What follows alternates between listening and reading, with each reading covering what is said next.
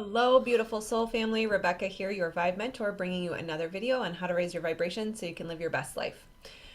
Do you struggle with judgment? Are you a kind and considerate and generally compassionate person, but you find yourself being overly critical or maybe even harsh in your labels or the way you judge others? I know that this is a very common challenge, not only in the spiritual community, but collectively, because we are human and it is part of the human condition. This is the way the brain works. It wants to bucket and label things so that we can understand what's going on, what's important, what do I pay attention to, and what do I filter out.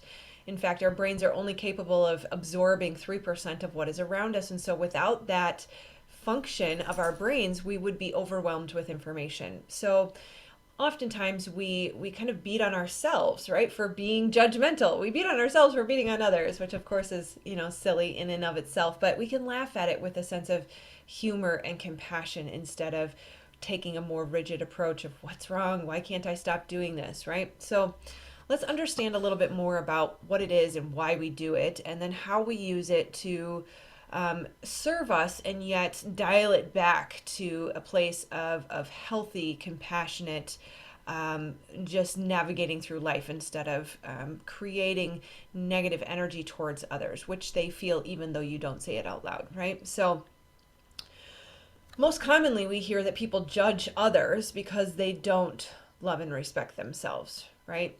And that is oftentimes part of the challenge. It may be to avoid the reckoning with the potential feelings of inferiority or shame, or maybe even to better serve ourselves because we're lacking self-acceptance and love. But really, at the end of the day, it's not a healthy function when it goes into a more permanent state of labeling, right? So in psychology, a judgment is also called an attribution, right? So we attribute someone's behavior or someone's actions or choices either to a temporary state or to a permanent state. And pardon the wind, I hope that's not bothersome. It's nice for the first time in a long time, so I really appreciate your patience with my open window. Humans are motivated to assign cause to their actions and behaviors. We need to understand. We have to label and bucket to be able to understand, right? So when we attribute someone's behavior to a situation versus a personality trait, that is very different. So, for example, if someone is short because they are tired or they experienced a conflict with a partner, that is a temporary state. But if we say someone that is always angry and always crabby, we've attributed it to their personality. So one is temporary and one is more permanent.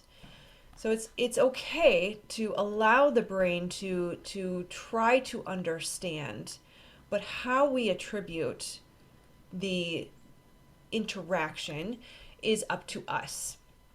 That we can allow the judging in a softer or from a softer perspective and allow it to be labeling and not necessarily judgment. Judgment is simply attempting to create a hierarchy, better than or less than, superior to or inferior to. It defines someone's worth, and we don't need to take it quite that far. That we can allow the brain to keep us safe while also improving in how we attribute, bucket, or judge. So a conservation of energy is necessary here because the brain is not capable of deeming everything as valuable. And so yet we can shift in saying this is not something I want to give energy and attention to versus it is bad or inherently wrong permanently, right? That things will change over time. We don't have the neural network support to be able to consume and validate and raise to high priority all of the things that we encounter. And yet at the same time, we do have the ability to create the neural networks and the neurobiology to support positive habits around labeling or identifying priority. And I'm using the word priority instead of good or bad. We want to say, does it have priority in my life or does it not? So oftentimes judgment also comes from a place of something that is within us that we are not allowing ourselves to see. And so, knowing your own darkness or your shadow, as Carl Jung would say, is the best method for dealing with the darkness in others. Oftentimes, that we allow our conscious minds to avoid our own flaws, so much so that they will bring them up. There's the subconscious, which is trying to keep you from understanding or seeing your wounds or seeing your flaws. It's trying to protect you. And yet, at a deeper soul core level, we know that to be able to ascend and to rise to the highest levels of potential for our lives, we have to face these things. So they'll be magnified. Whether you want to say it's the physical, biological brain doing it or the soul or the spirit is really up for debate. But Carl Jung really felt that there was a part of us that will always bring that up. We can only see in others what we have inside of ourselves. This is also another Carl Jung quote. And I realized after studying the seven Essene mirrors that it is not always something within us. It may be something that we is being projected on us, but we do have to have a level of discernment to be able to determine, is this something I'm avoiding? I don't want to see this. I don't want to see this in me. And the best way to do that is to embrace the fact that it might be in you and being willing to surrender to the fact that it could be in me. So when you say, I'm willing to accept that this may be in me, I'm willing to address that it needs to be healed and this wound and trauma needs to be removed from my brain and body. Once you've done that, if you're truly, genuinely willing and able to see and allow, and it's still not something that you see within yourself, then we can understand that it may be the projection of the other person, and that there's a lesson in the learning to love and the compassion and the understanding. Carl Jung also stated that our shadow, as the unknown, unconscious, dark side of our personality, is instinctive, right? And being instinctive and irrational, it is prone to the psychological projection in which perceived personal inferiority is recognized as a perceived moral deficiency in someone else. So you see how that kind of comes back to how we label it. Is it a personality deficiency, or is it that they just had a bad day? That all of our personalities all of our personalities are actually made up of the same traits, that we all have common 16 factors that make up our personalities. They're called the dimensions of a personality.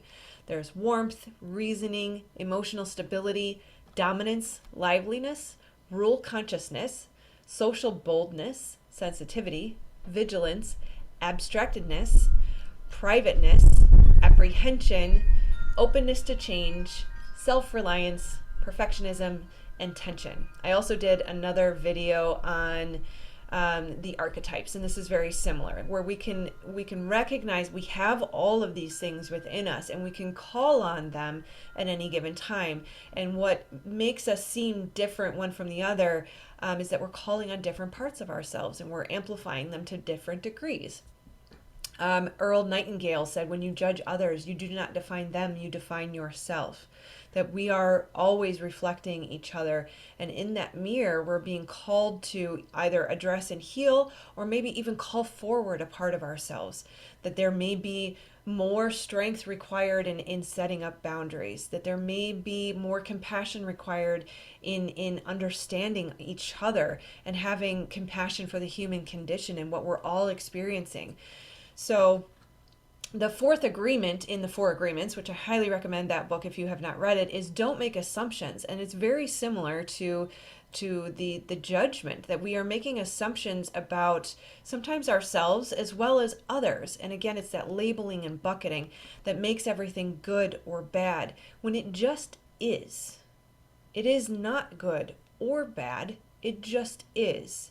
And we can recognize, I love the analogy of a sports car, that we've been given this mechanism to experience life and to enjoy and to create and build and connect and experience, but we were never given the manual on how to drive it. So understanding that the brain has that natural need to understand through judgment, which could also just be labeling or bucketing, that we can work with this mechanism, that we can allow it to do what it's supposed to do by saying, I rise this thing to a high level of priority because it's important for me and I want to give it my focus and attention. And therefore, this other thing that I don't necessarily care for, I don't need at this time, or is not serving me, does not deserve my focus and attention. One is not either good or bad.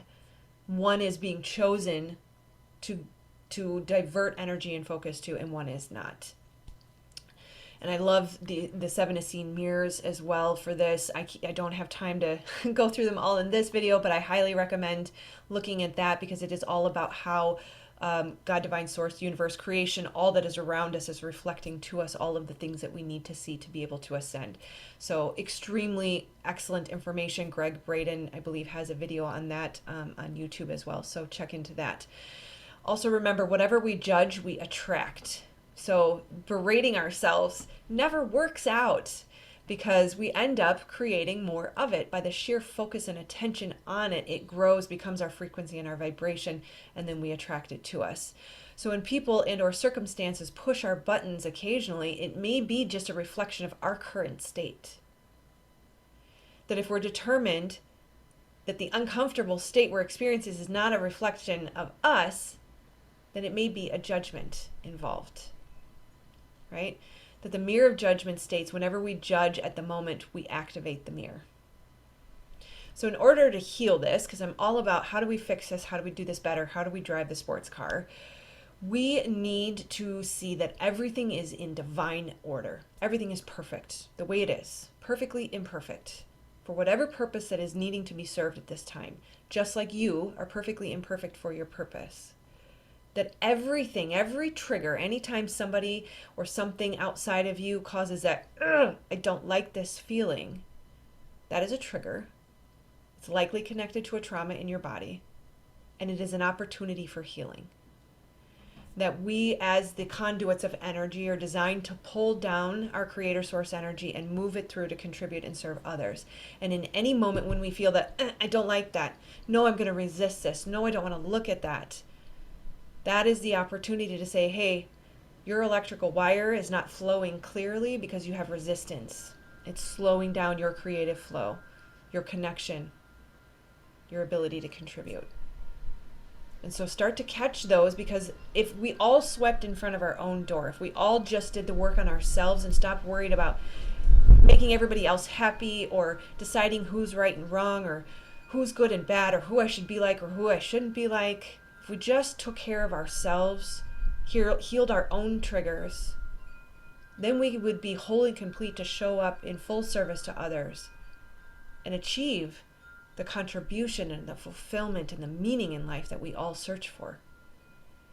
Honor each other's path. Honor the human condition. We're all in this together and we're all experiencing pretty much the same thing, just hidden behind different veils of the masks that we choose. Because society told us we were supposed to be something, so we thought we had to be something other than what we were naturally. We need to love unconditionally and see through each other's eyes that every angry person is covering pain. Every addict is trying to deal with the pain of not enoughness. They're beautiful people hurting. And the very thing that's going to heal the world is the love and the compassion and the understanding that everything is as it needs to be. Everything is perfect, just as it is, without labeling, without judging. Judgment is rejection. Rejection is resistance. Resistance stops the flow, stops the connection, but it also causes more of the very thing you resist. What you resist persists. So just remember, everybody's doing the best they can with what they have. Everybody needs love and connection more than anything else. That is the very thing that's going to heal the world. Everybody is coming from a place of wanting to be safe, loved, and cared for. And every action and behavior that they do comes from that place of trying to survive, trying to be loved, trying to be enough, trying to feel safe. So look for the trigger in you and allow them to be them. And if they get triggered, you don't have to own that responsibility for how they feel. It's not your job.